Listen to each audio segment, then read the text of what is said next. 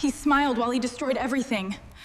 Because I can. I'm so sorry I didn't stop him sooner. My husband was the kind of man who won awards for his charity work while breaking our son's spirit in the dark.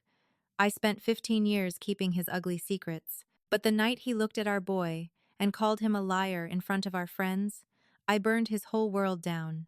To the rest of Chicago, Richard Caldwell was a saint in a bespoke suit. He was a senior partner at one of the city's most prestigious corporate law firms, a man whose smile could disarm a judge and charm a jury before he even opened his mouth. He served on the board of the Children's Horizon Foundation. He coached Little League. He remembered the names of his colleagues' spouses, their children, and their dogs. At community events, he was always the first to reach for the check, always the one pouring the wine, always the man holding the room in the palm of his hand. But I knew the man who walked through our front door when the audience was gone. The transition was always instantaneous. The moment the deadbolt clicked shut, the warm, charismatic light in Richard's eyes would extinguish, replaced by a cold, calculating emptiness. His public persona was a heavy coat he wore for the world, and the second he took it off, the temperature in our house dropped by 10 degrees. For the first few years of our marriage, I rationalized it. I told myself he was just stressed, that the pressure of high-stakes litigation drained him of his emotional reserves. I made excuses for the biting remarks about my appearance, the way he would freeze me out for days if I loaded the dishwasher incorrectly or bought the wrong brand of coffee. I told myself that every marriage had its shadows. But then came Noah. Our son, Noah, was a sensitive, brilliant, and quiet boy. By the time he was 14, he had developed a deep love for engineering and architecture. He spent hours in his room building intricate models out of balsa wood, wire, and 3D printed parts. He was gentle. He was everything Richard was not. And because of that, Richard despised him. Richard didn't hit us. He was too smart for that. Physical bruises leave evidence. Psychological warfare leaves you looking crazy while the perpetrator plays the victim.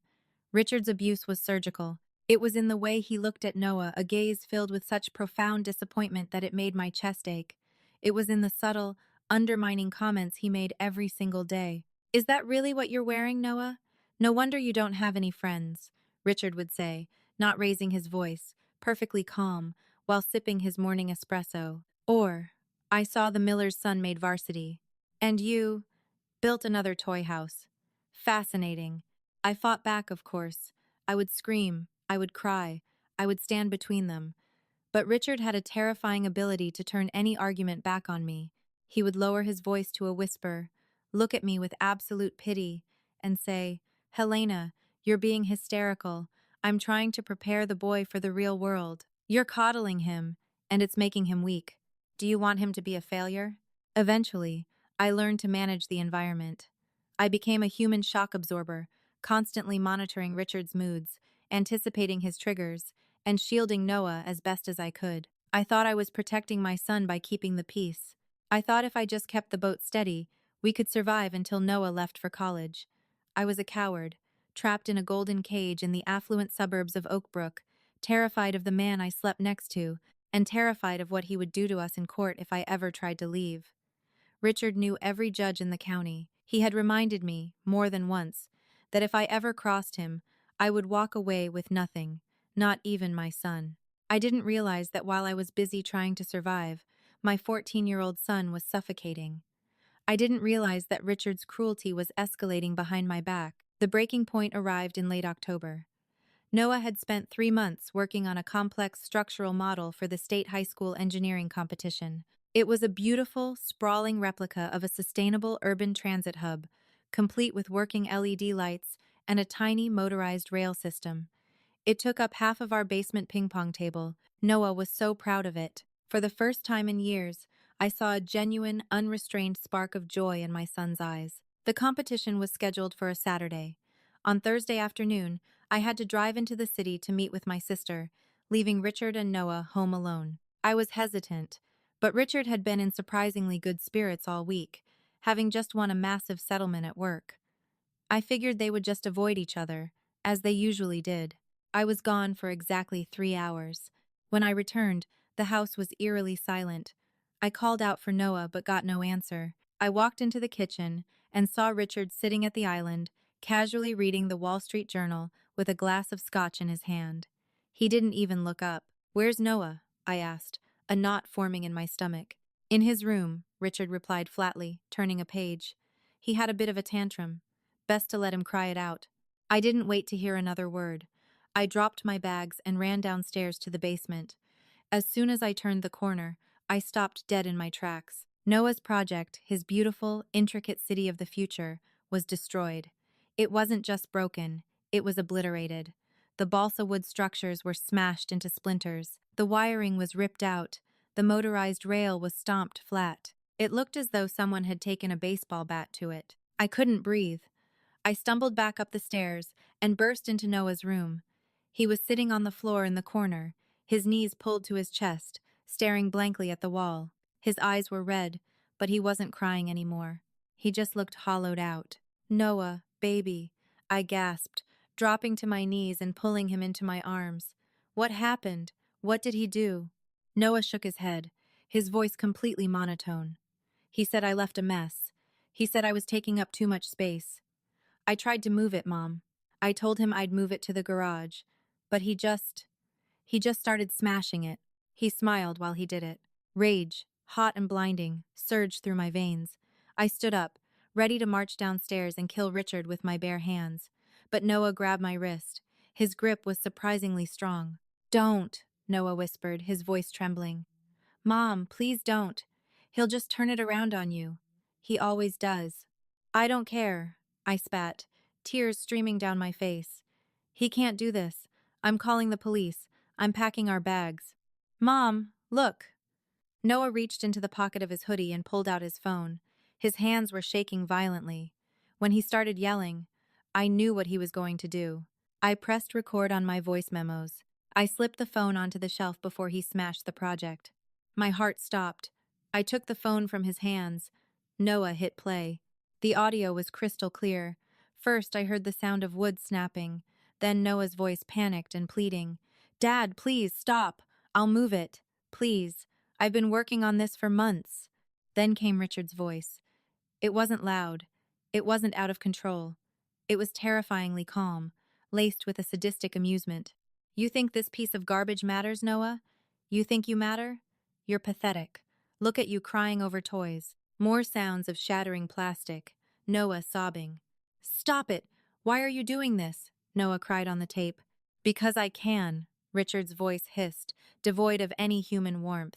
"Because you need to learn that you are nothing in this house without my permission. You breathe because I let you. You eat because I pay for it. You think you're going to win some little prize and be a man? You're a joke." "I'm going to tell Mom," Noah choked out. Richard laughed. A cold, dark chuckle that made my blood run ice cold. "Go ahead. Tell her. Tell anyone you want. Who do you think they're going to believe, Noah? A moody, unstable teenager who sees a shrink, or the most respected lawyer in Chicago? I'll tell them you had a manic episode and destroyed it yourself. I'll tell them you're a pathological liar. I'll have you locked in a psych ward by Monday, and your mother will stand right beside me because she is too weak to do anything else." The recording ended. I sat on the edge of Noah's bed in absolute silence. The veil had been torn away. For 15 years, I had believed Richard was a difficult, emotionally stunted man. But he wasn't. He was a monster. He was a textbook sociopath who derived pleasure from torturing his own child. And he thought he was untouchable. He thought I was weak. I looked at my son, the boy I was supposed to protect, the boy whose spirit was slowly being crushed under the boot of a man the world worshipped. "I'm so sorry, Noah," I whispered, kissing his forehead. "I am so sorry I let it get this far." I didn't scream. I didn't go downstairs and confront Richard. Because in that exact moment, a chilling, terrifying clarity washed over me. Richard was right about one thing. If I confronted him now, it would be his word against mine in a rigged system. He would spin it. He would destroy us quietly.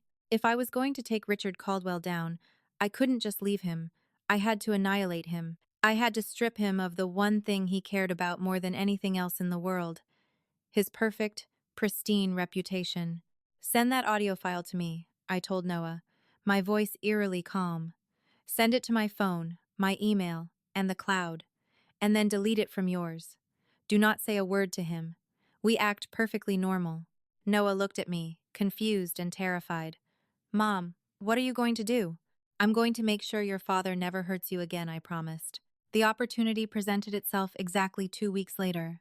Richard had just been officially named managing partner of his firm, a massive career milestone that meant millions of dollars and an obscene amount of social capital. To celebrate, Richard insisted on hosting an intimate, extravagant dinner party at our home.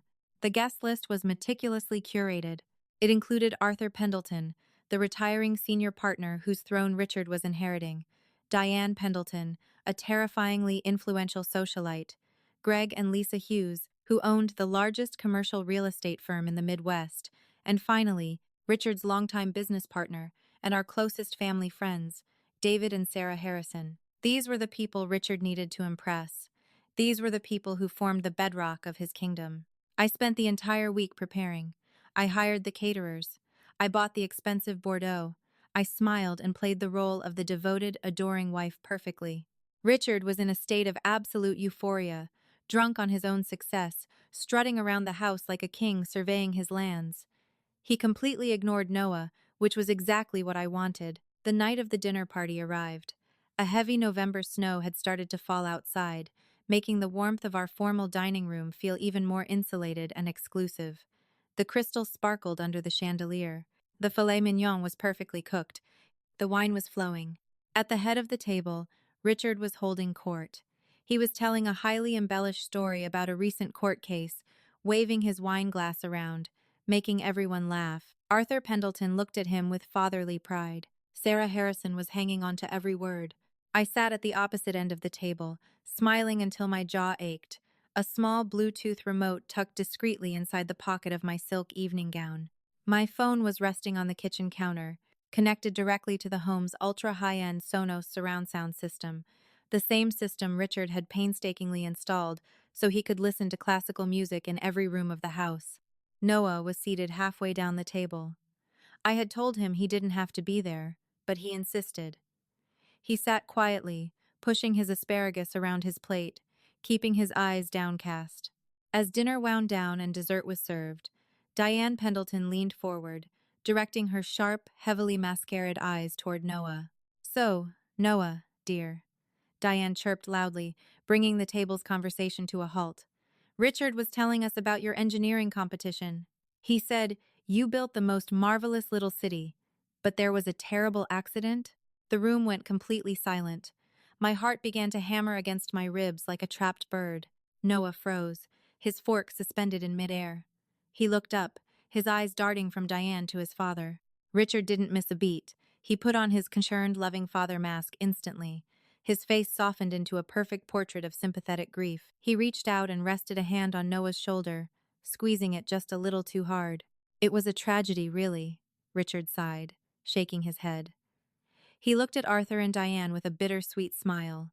A pipe burst in the basement while Helena and I were out. Completely flooded the ping-pong table. The water destroyed months of the boy's hard work. I was devastated for him. We both were. But, as I told Noah, adversity builds character. We're getting through it together, aren't we, buddy? Richard squeezed Noah's shoulder again, a silent threat. "Play along."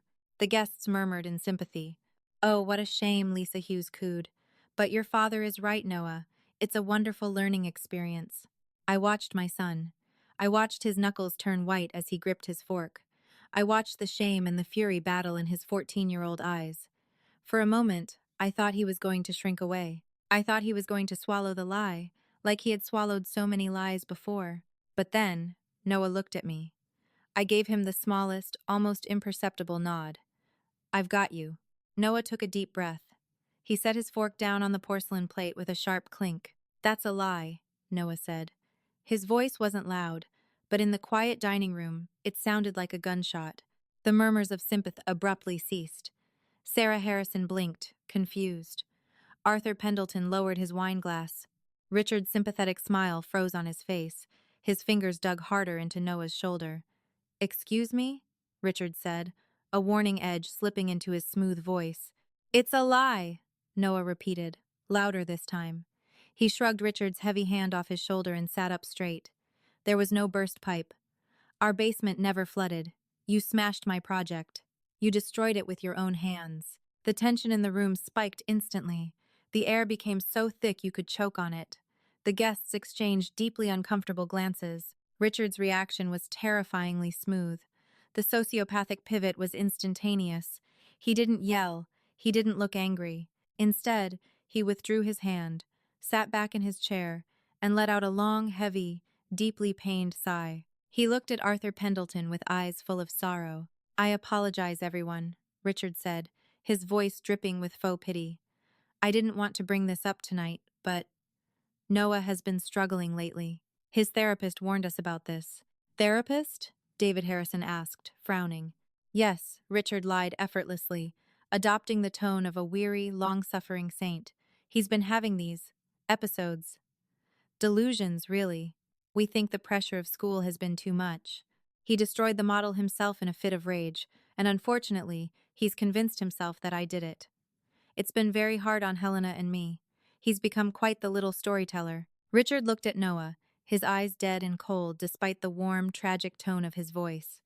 "Noah, buddy, we talked about this. You can't just make up vicious lies about people because you're upset. It's not healthy." "I'm not lying!" Noah shouted, his voice finally cracking, tears of sheer frustration springing to his eyes. "You did it! You know you did it!" "Enough," Richard said, his voice finally dropping an octave, carrying the booming, authoritative weight of the courtroom. The loving father act slipped just a fraction of an inch to reveal the dictator underneath. "You are embarrassing yourself, and you are embarrassing our guests. Go to your room immediately." The guests were completely silent, staring at their dessert plates. Diane Pendleton looked horrified, clearly believing every word Richard had said about his unstable son. Richard had done it. He had flawlessly assassinated his own son's character in front of the most important people in our world, just to protect his own ego. He looked incredibly pleased with himself. He looked at me from across the table, offering a small, exasperated smile. A silent command for me to back him up, to play my part. I smiled back. It wasn't the tired, compliant smile of the woman he had bullied for 15 years. It was a cold, sharp, predatory smile. "Actually, Richard," I said, my voice echoing clearly through the silent dining room, "Noah isn't lying at all." Richard's smile vanished. His eyes narrowed into dangerous slits. "Helena," he warned quietly, "don't indulge his fantasies." "Oh, there's no fantasy here," I said smoothly, standing up from my chair. I reached into the pocket of my silk dress and gripped the small remote. "You see, Arthur, Diane, Richard is a brilliant storyteller. He really is. But the thing about Richard is, he always assumes he's the smartest person in the room. He assumes everyone else is just collateral damage." "Helena, sit down," Richard ordered, the mask finally falling, raw anger bleeding into his voice. "You're drunk." "I haven't had a single drop," I replied. I looked directly into Richard's eyes. "You called our son a liar, Richard. You told him no one would ever believe him because you're the great Richard Caldwell, and he's just a kid." I pressed the button on the remote. From the hidden speakers built into the ceiling of the dining room, the audio file began to play. At maximum volume, the sound of splitting balsa wood blasted from the ceiling, amplified by the state-of-the-art acoustics Richard had bragged about just an hour earlier. It was crisp, loud, and unmistakable. Then came Noah's voice, raw with panic, echoing from the corners of the dining room. "Dad, please, stop. I'll move it. Please, I've been working on this for months."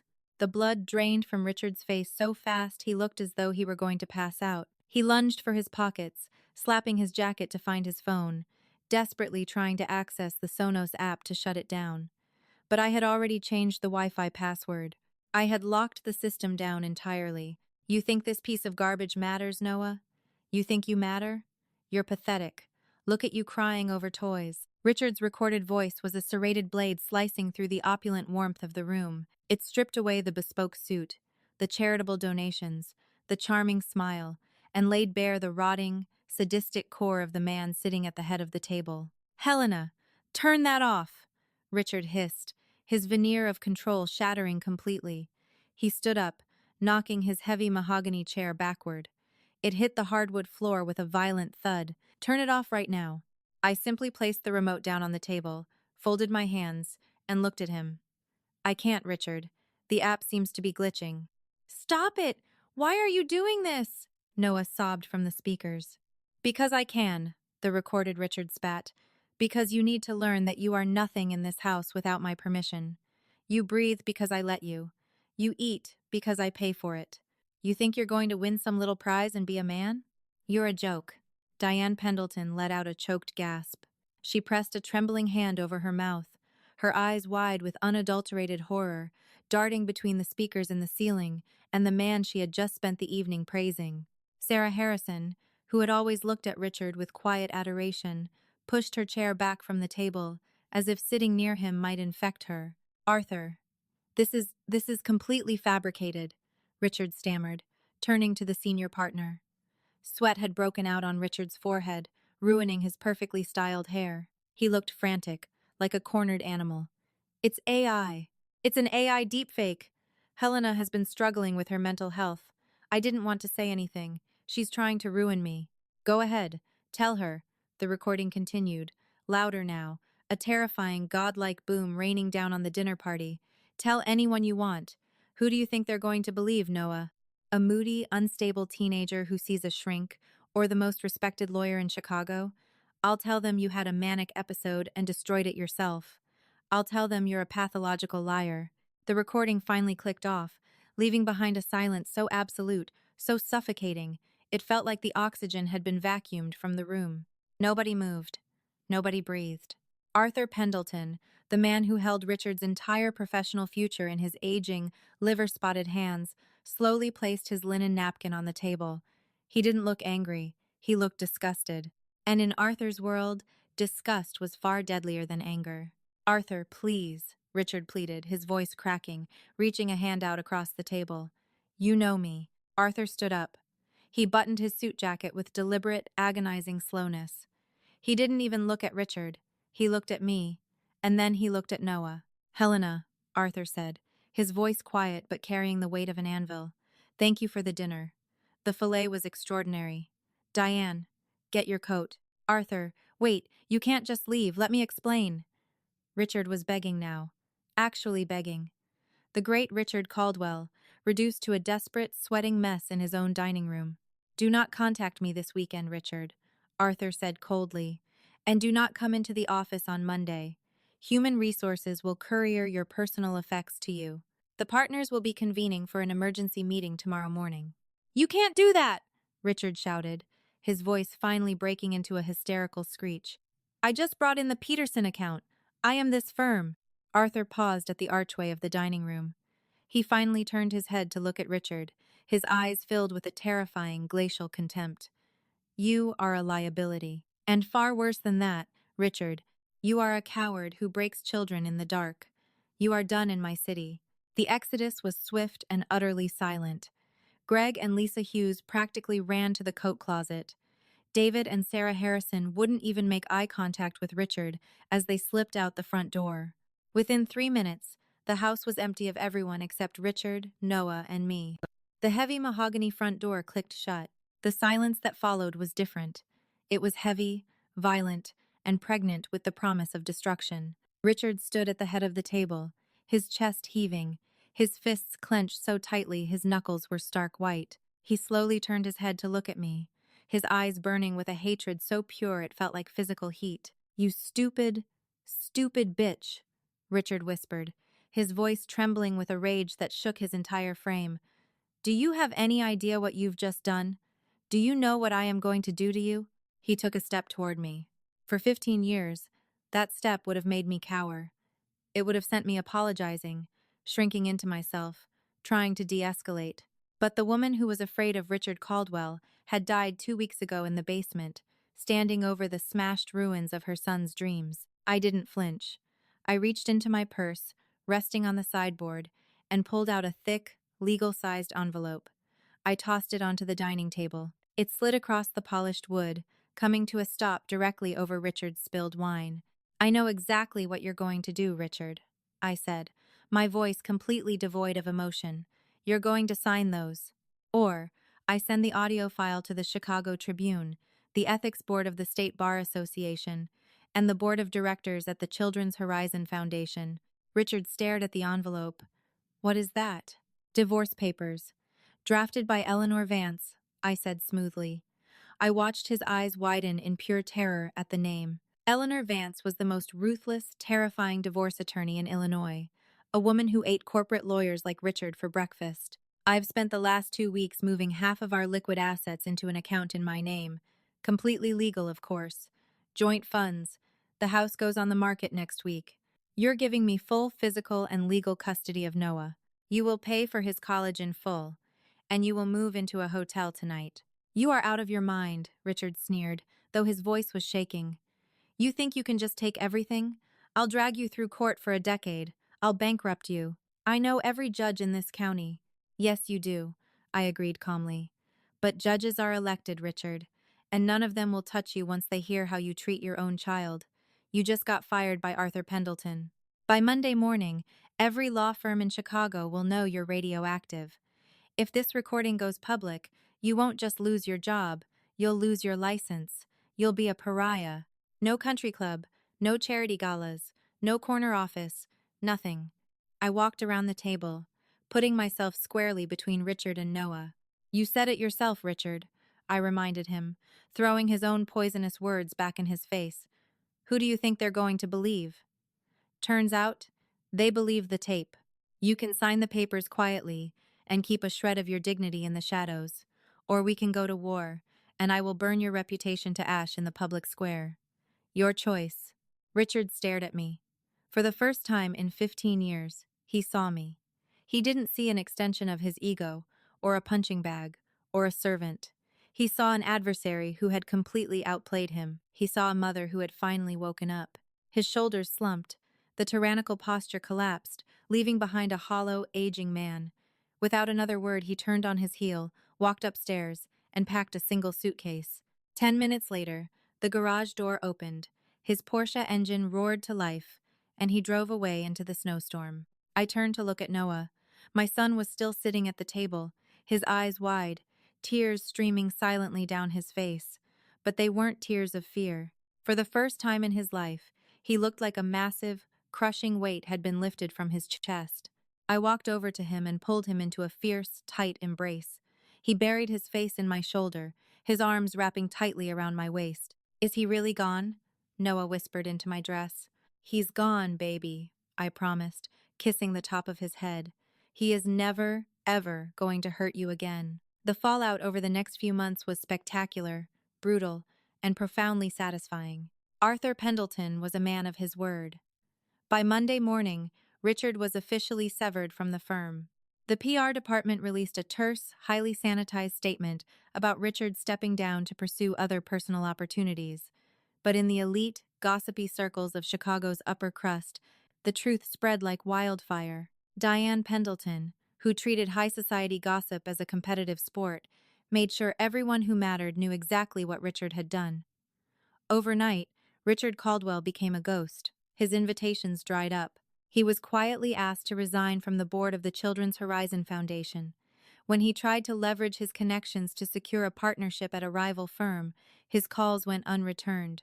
No one wanted to be associated with a man who had been caught on tape sadistically torturing his own child and lying about it to cover his tracks. The divorce was surprisingly swift.